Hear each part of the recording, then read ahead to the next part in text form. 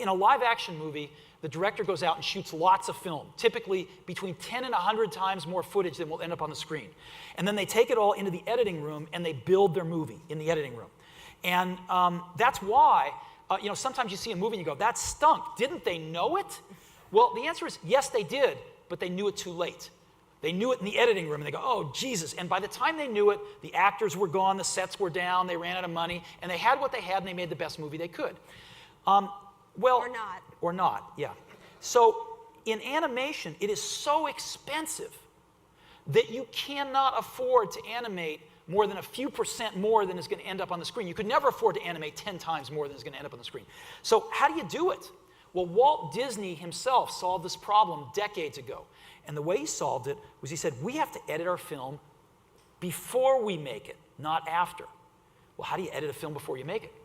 Well, you get your story team together and you do storyboards.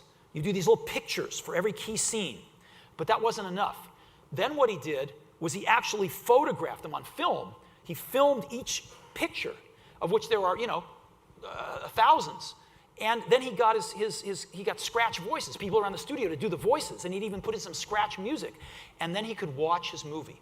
And we still do that today. We use video, we were more sophisticated at it, but basically we build our movie before we make it out of these story sketches, and we video them, and we put scratch music and scratch voices so we can watch our movie. And invariably what you think is going to work crashes and burns when you see it in the reels. And you iterate on these reels thousands of times, and only when it works in the reels do you then go animate it and actually produce it.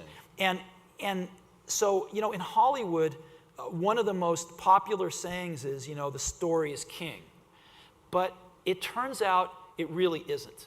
Because when push comes to shove, when a movie's in production and there's a lot of mouths to feed and they're waiting for stuff to make, and the story's not working, almost everybody says, well, we just have to make the movie.